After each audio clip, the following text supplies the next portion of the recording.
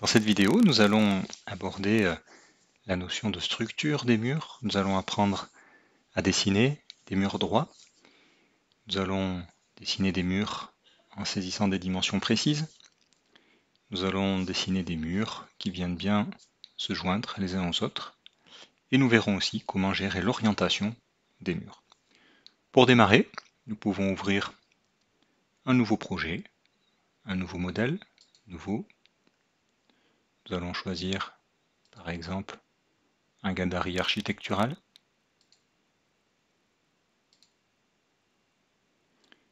Et nous nous retrouvons au niveau 0 de notre modèle. C'est à ce niveau que nous allons dessiner. L'outil mur se trouve dans le ruban architecture, mur, je déroule, j'ai plusieurs possibilités pour créer des murs, notamment mur architectural. Je vais prendre mur architectural.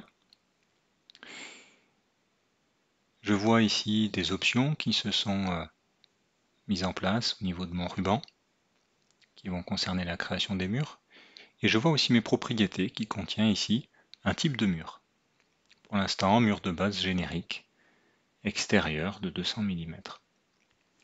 Alors pour notre exercice, nous allons changer de type de mur. Je déroule. Vous pouvez ici voir les différents types de murs qui sont pour l'instant proposés. Murs de base, des murs extérieurs, des murs intérieurs, des murs rideaux. Nous allons prendre par exemple un mur extérieur de parpaing plus isolant. Pour voir plus en détail comment est composé le mur que nous allons utiliser, cliquons sur Modifier le type.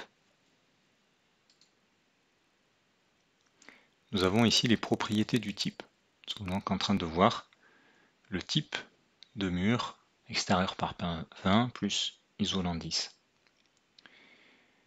Plusieurs propriétés sont déjà indiquées. Je peux aussi avoir en bas à gauche un aperçu de la coupe du mur, soit une coupe horizontale, que je peux modifier ici, soit une coupe verticale qui me permet de voir les différentes couches.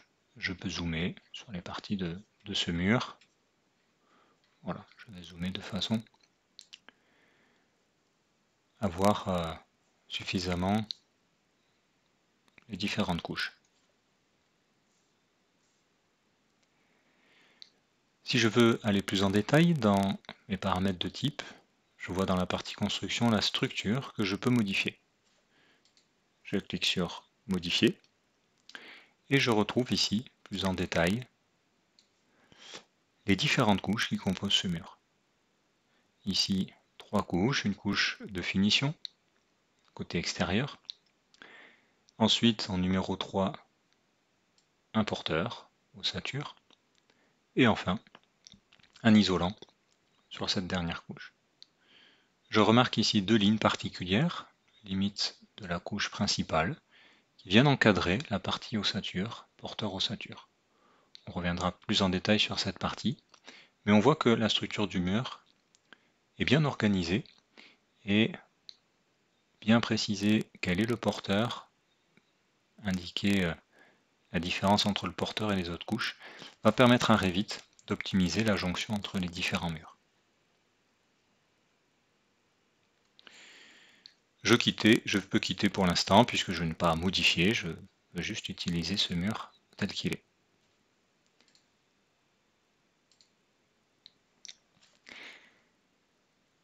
Avant de créer mon mur, je peux regarder ici les différentes possibilités qui se sont mises en place lorsque j'ai lancé la commande. Possibilité ici de hauteur. Je vois que je peux l'associer à des niveaux. Justifier par rapport à son axe, nu extérieur, intérieur, et le chaîner. Dans un premier temps, je vais cliquer sur chaîner pour enlever cette option, pour créer des murs qui ne sont pas chaînés. Quelle forme va avoir mon mur? Je remonte un petit peu, j'ai ici beaucoup d'outils qui me permettent de dessiner des formes. Je vais rester sur l'outil ligne dans un premier temps pour créer des murs droits. Dans ma zone de dessin, un premier clic. Je me déplace, alors je peux zoomer. Et vous voyez que une dimension suit bien la position, un angle. Si je ne suis pas parfaitement à l'horizontale, je vais rester à l'horizontale dans un premier cas. Et je vais saisir une dimension. Par exemple, 10. Je valide.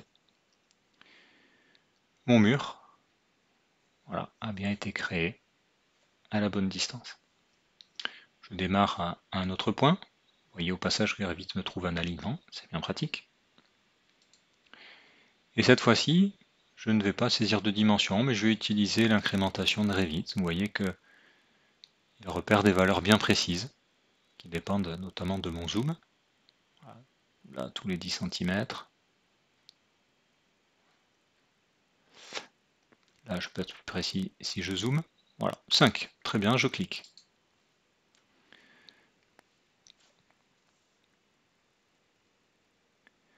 Voilà pour la création de murs, en saisissant une dimension, en utilisant 2 clics d'après le repère que fait Revit, son incrémentation de valeur. Je vais continuer à créer des murs, mais cette fois-ci, je vais cliquer, activer la fonction chaîner. Un point de départ, un point d'arrivée, 3 par exemple. Et on voit ici la différence. Je recentre. On voit ici la différence.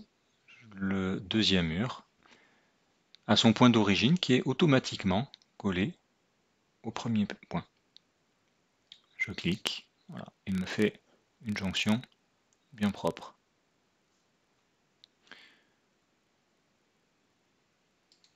Voilà, les murs sont chaînés, on voit bien la continuité entre chacun d'eux. Voilà. Revit me trouve des alignements, c'est bien pratique. Je peux aussi saisir des dimensions, on le rappelle, au clavier. Touche échappe, je quitte la fonction. Ici, on voit bien les différentes parties de notre mur. Dans certains cas, vous ne le verrez pas apparaître. À quoi cela est dû? Au niveau de détail. Alors regardons de plus près ce petit carré en bas à droite où on retrouve 3 niveaux de détail, faible, moyen, élevé. Si je passe en détail faible, j'ai l'impression d'avoir tracé un mur avec une seule couche. Rien n'a été supprimé, c'est juste que Revit gère la quantité de détails à afficher. Si je passe en moyen, je retrouve bien mes différentes couches. Il s'agit juste d'une question d'affichage et non pas de propriété. Le mur n'a pas perdu ses propriétés, mais il s'agit juste d'un affichage. Je sélectionne un mur.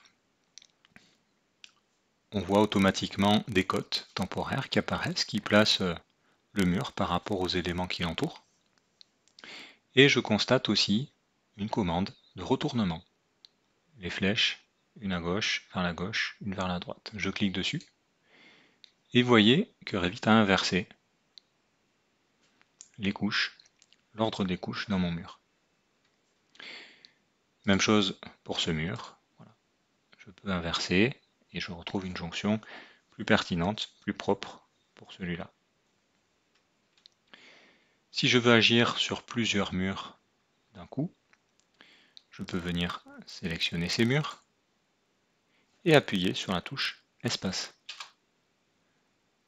Vous voyez, le retournement s'est bien effectué sur l'ensemble des murs qui étaient sélectionnés.